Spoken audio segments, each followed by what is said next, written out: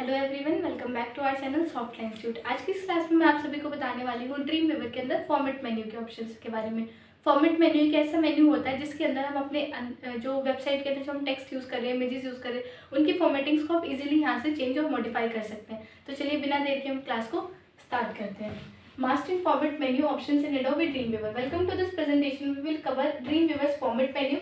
This guide help beginner understand text formattings, learn to enhance your web designing skills, make your content visually appealing and well structured.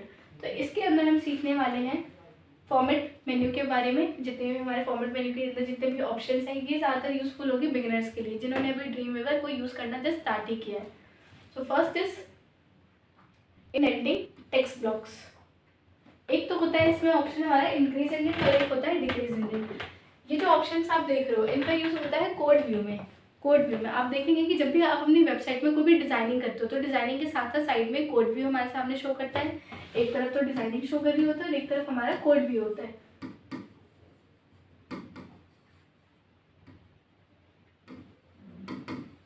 एक होता है design view और एक तरफ होता है हमारा कोड व्यू।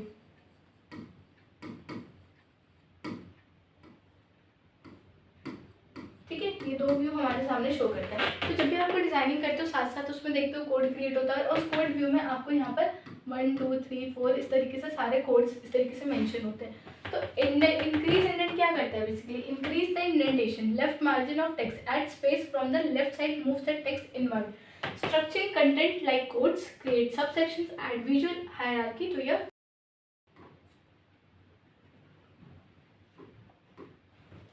अब यहाँ पर आप देखेंगे जो हमारा कोड भी होता है उसमें कुछ इस तरीके से 1 2 3 4 इस तरीके से आपको कोड दिए होते हैं। ठीक है, यहाँ पर आप देखते हैं सबसे पहले स्टार्टिंग होती है HTML से, फिर यहाँ पे कुछ लाइंस आपको गिवन होती है, देन यहाँ पर लिखा होता है हेड। तो ये जो स्पेस होता है उनके बीच का, ये वाला जो स्पेस होता है, तो इंक्रीज इंडेंट से क्या होता है, इस स्पेस में आपके गैप गैप गैप आते चला जाता है और यहाँ से आपकी आगे की कोडिंग आपको शो होती है। तो इसको बोलते हैं इंक्रीज इंडेंट, जो हमारी लेफ्ट मार्जिन को इंक्रीज करता चला जाता है कि आपको कितना गैप चाहिए इससे पहले। इसके बाद next is decrease indent. Decrease indent का क्या पर्पस होता है? Decrease the indentation of a text blocks, moves the text back toward the left margin, reverse the effect of indent. Purpose क्या होता है? Reducing the indentation of content, adjusting the text back to its original position, useful for refining layout. अब जैसे मैंने आपको बताया कि यहाँ से आप इसके गैप को इंक्रीज कर सकते हो। तो डिक्रीज इंडेंट क्या करता है? जो इंडेंट आपने बढ़ाया था उसको अगेन डिक्रीज कर देगा और ये जो है आपका टेक्स्ट इधर मूव होके यहाँ पर बिल्कुल इस तरीके से शो होगा। तो इसको बोलते हैं, ये जो एरिया होता है इसको बोलते हैं इंक्रीज इंडेंट और डिक्रीज इंडेंट। मार्जिन को इंक्रीज करना एंड डिक्रीज करना। Next is paragraph alignments option. यहाँ पर आपको एक ऐसे ऑप्शंस गिवन हैं जो हम पैराग्राफ में यूज़ करते हैं, जैसे उनकी फॉर्मेटिंग्स को चेंज करना, उनके अलाइनमेंट्स को चेंज करना। तो पहला क्या है इसमें?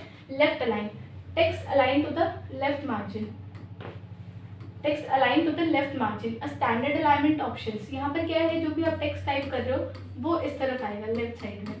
ठीक है, सेंटर अलाइनमेंट क्या होता है? Text is centred on the page, work well for headings. इसको हम ज़्यादातर यूज़ करते हैं अपनी हेडिंग्स के लिए, उसको बिल्कुल सेंटर में टाइप करने के लिए। राइट अलाइन होता है text align to the right margin, यानी कि इस तरफ टाइप करने के लिए राइट साइड टाइप करेगा।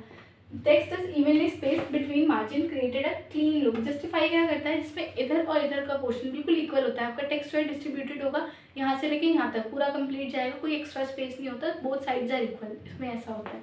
ठीक है, उसके बाद क्रिएटिंग लिस्ट।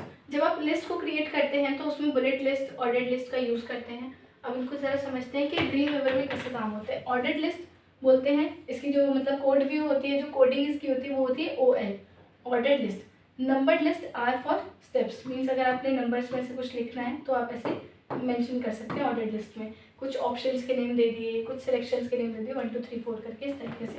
अनऑर्डर्ड लिस्ट होता है जिसमें बुलेट्स पॉइंट्स आते हैं जनरल आइटम्स के लिए।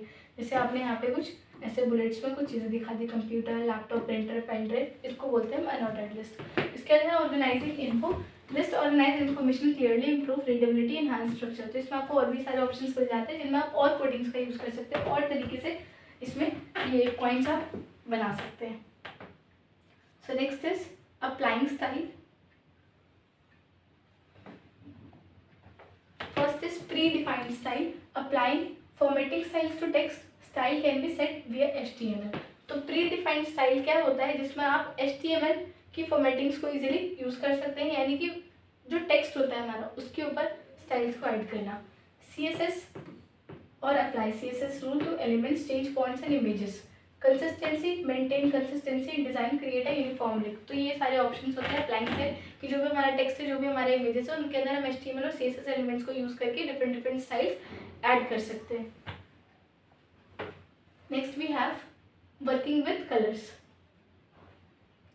कलर्स के लिए क्या क्या होता है, changing colours, change the text, change text and background colour, use colour pickers. Colour pickers क्या होता है, जो बिल्कुल एग्जैक्ट कलर देता है आपको मैच करने के लिए। कलर पिकर्स में आपको सारे कलर्स मिलेंगे और जब आप उस पर अपने माउस को लेके जाते हैं तो उसके साथ साथ आपको उसका कोड भी शो होता है।